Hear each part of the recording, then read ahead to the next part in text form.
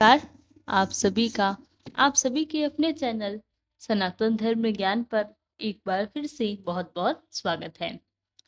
आज के इस क्रमांक में हमने एक बहुत बड़े प्रश्न को शामिल किया है जो कि बहुत से अनन्य भक्तों के मन में चल रहा है, और यह प्रश्न अपने आप में एक बड़ी दुविधा बनकर उभरा है। महाराज जी हमें प्रेम तो बहुत करते हैं, महाराज जी को याद बहुत करते हैं, महाराज जी के हृदय को स्पर्श करने का भी प्रयास करते हैं, हमारी भक्ति में कमी नहीं है, हमारी भक्ति की शिक्षाओं का अनुसरण करने में किसी प्रकार की कोई त्रुटि नहीं है।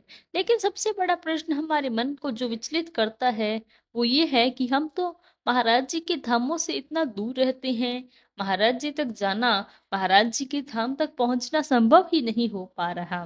कैसे भला महाराज जी की अद्भुत कृपा प्राप्त करें? कैसा ऐसा हो सकता है महाराज जी की इस दिव्य दर्शन को हम पाएं? कैसे मन को दुविधा को दूर करें? आज इस बड़े प्रश्न पर हम आपको प्रत्युत्तर प्रदान करने वाले हैं, इसीलिए क्रमांक के साथ बने रहिएगा, क्योंकि कहीं ना कहीं आपके मन में भी प्रश्न जरूर चलता है। आइए प्रारंभ करते हैं आज के इस दिव्य अध्याय को। महाराज जी प्रेम करने वाले अनन्य भक्तों की संख्या प्रतिदिन बढ़ती जा रही है, और महाराज जी की जो अनन्य भक्त है, जो महाराज जी से इतना प्रेम भी करते हैं कि कभी न कभी किसी न किसी प्रकार से महाराज जी के हृदय को स्पर्श भी कर लेते हैं। लेकिन यह जो प्रश्न मैंने प्रारंभ में आपको बताया, ये बहुत परेशान करता है।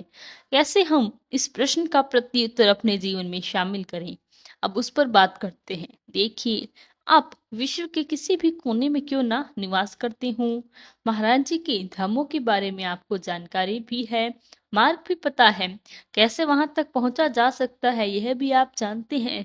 लेकिन कई बार कुछ व्यवस्थाएं ऐसी होती है जो कि पूरी नहीं होती। हमारे इस प्रश्न का जो प्रत्युत्तर हमें मिलना चाहिए, हमारी जो दुविधा है, दुविधा का निदान नहीं हो पाता। आज हमने इस प्रश्न को इसीलिए शामिल किया है क्योंकि इसी क्रम में बहुत से अनन्य दर्शकों के मन में बहुत ही संबंधित प्रश्न पूछे गए थे। अब देखिए, यहाँ पर महाराज जी की एक सबसे अद्भुत वाक्य, पहले मैं आपको वृत्तांत बताऊंगी, उसके बाद में आपको प्रत्युत्तर क्या है। महाराज जी कहते हैं कि जिस भी अनन्य भक्त को मैंने चुन लिया है, वह अनन्य भक्त पूरी तरह से मेरा ही स्वरूप हो जाता है। और महाराज जी जिस प्रकार से जो जो शिक्षाएं अनुसरण करने के लिए आपको अनन्य भक्तों को बोलते हैं, ये सारी शिक्षाएं कूट कूट करके ऐसे भक्त के हृदय में विराजित हो जाती है।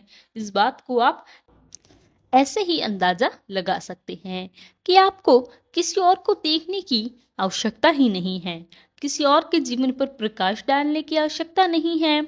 आप दर्पण के सामने स्वयं खड़े होकर इस बात को स्वयं से पूछकर देखिए कि महाराज जी के जीवन में पास होने से पहले क्या आप भी एक ऐसे नहीं थे जैसे बाकी जन हैं? महाराज जी से जुड़ने के बाद क्या आप वह शिक्षाएं आपने आपके अंदर निवास नहीं कर रही?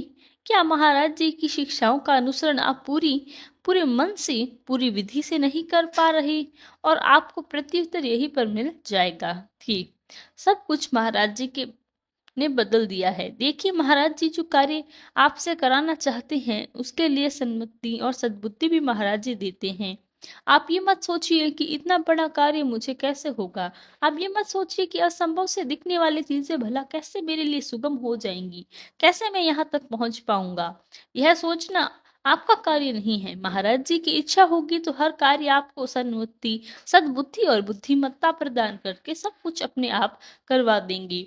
आपको तो बस महाराज जी की लीलाओं का आनंद लेना है। यह बात आपको समझ में आ गई है। तो अब बढ़ते हैं दूसरे क्रम की ओर। दूसरा क्रम क्या है, कैसे आपके मन में इस दुविधा को दूर करने करें। देखिए, जैसा मैंने आपको बताया, महाराज जी एक बात कहते हैं कि जिस भक्त का चुनाव हमने कर लिया वह सर्वस्व हमारा ही स्वरूप हो जाता है। जब महाराज जी की कृपा आपके जीवन पर आती है, महाराज जी निसंदेह आपको मिलते हैं। यह संदेश आपको एक ऐसा धाम के समान है, यह इससे कम नहीं होता। आप यह सोचिए कि महाराज जी ने आपको इतना स्नेह प्रदान किया है, ऐसी बुद्धि आपको प्रदान की है कि जब आप पल पल महाराज जी के विषय में सोच रहे हैं, उनको स्मरण कर रहे हैं, उनकी शिक्षाओं का पालन कर रहे हैं, ये ठीक वैसे ही है जैसे महाराज जी के दर्शन करने में आपको जो लाभ मिलता है, वो लाभ वो आपके जीवन में सारी घटनाएं हो रही हैं। महाराज जी जो लीलाएं कर रहे हैं, ये दर्शन करने मात्र से मिलने वाले फल के समान ही हैं, या उससे विभिन्न नहीं है।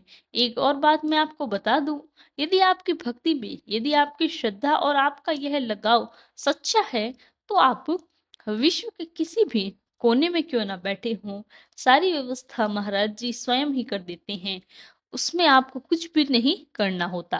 प्रतिदिन में हमारे पास में कई संदेश आते हैं, जिससे अनन्य भक्त इस बात को पूरी तरह से मानते हैं कि महाराज जी को हमने केवल याद किया था, महाराज जी का नाम ही नहीं सुना था, लेकिन धीरे धीरे सब कुछ अपने आप हो गया। महाराज जी हमसे कब जुड़ गए हमें ज्ञात ही नहीं हुआ। ये कब हुआ, इतनी तीव्रता से हुआ कि हमने कुछ सोचा ही नहीं। हमने महाराज जी का नाम यहाँ तक नहीं सुना था, वहां पर महाराज जी ने अपने धाम का दर्शन करवा दिए, और व्यवस्था वो अनन्य भक्त की इस बात को पूरी तरह से मानते हैं कि व्यवस्था भी कैसे हो गई हमें ही पता ना चला। हमने धाम के बारे में कभी सुना नहीं, महाराज जी कहाँ निवास करते हैं हमने कुछ नहीं सुना, लेकिन महाराज जी से यह जुड़ा हुआ तो सब कुछ महाराज जी ने स्वयं ही करवा दिया। हमें यह भी पता न चला कि हम कब महाराज जी के कैसे धाम पहुंचे, कब महाराज जी के दर्शन किए, और कब महाराज जी के आशीर्वाद कृत्यार्थ होकर हमें अपने धाम यानी हमारे निवास स्थान तक हमें पहुंचा दिया, यह भी हमें पता न चला। आपका प्रश्न का प्रत्युत्तर यही है कि आपको केवल और केवल महाराज जी को स्मरण करना है और कुछ मत करें। महाराज जी सारी व्यवस्था अपने आप ही कर देंगे। यह व्यवस्था, अब मैं व्यवस्था के विषय में आपको बताती हूँ। जब व्यवस्था स्वयं परमेश्वर करने वाले होते हैं, तो यह व्यवस्था किसी राजशाही ठाट से कम नहीं होने वाली। इसीलिए महाराज जी के जितने भी अनन्य भक्तों ने महाराज जी के धाम के दर्शन किए, महाराज जी की व्यवस्था के अनुसार वहां पहुंचते हैं, वहां बैठते हैं, हमें मार्ग में किसी प्रकार के कोई भी भीषण भर भी परेशानी नहीं हुई। ऐसा लगा कि सब कुछ पहले से ही नियत हो रखा था। कैंची धाम में पहुंचने पर न तो उन्हें भीड़ का आभास हुआ, न उन्हें किसी प्रकार की कोई कठिनाई। इतने सुंदर महाराज जी के दर्शन होते, जब व्यवस्था महाराज जी करें, तो आप यह सोचिए कि कैसे पुष्कर विमान पे आप बैठ कर गए। पुष्कर विमान में ही आप महाराज जी से आपको घर तक पहुंचाया।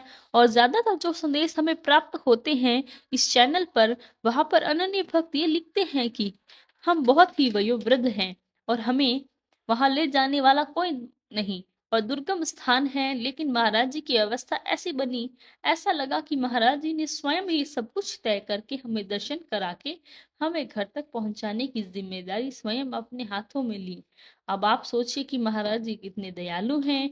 एक बार यदि हृदय में सच्चा भाव आ जाए न महाराज जी के धाम पहुंचने का, एक बार भी, चाहे आप किसी भी आयु वर्ग के व्यक्ति क्यों ना हो, चाहे आप वृद्ध हो, छात्र हो, गृहिणी हो, व्यापारी हो, आप सभी स्वरूप में व्यक्ति क्यों ना हो, कुछ भी हो, आयु वर्ग के व्यक्ति हो क्यों ना हो, महाराज जी जब व्यवस्था करते हैं तो एक बार हृदय से महाराज जी को अपनी अर्जी तो लगाइए। अर्जी का आस यहाँ पर यह है कि जब भी हृदय में कोई बात आप कहते हैं जिससे हृदय के द्वारा भी भाव निकलते हों, ऐसे भाव अर्जी बन जाते हैं, प्रार्थना बन जाते हैं।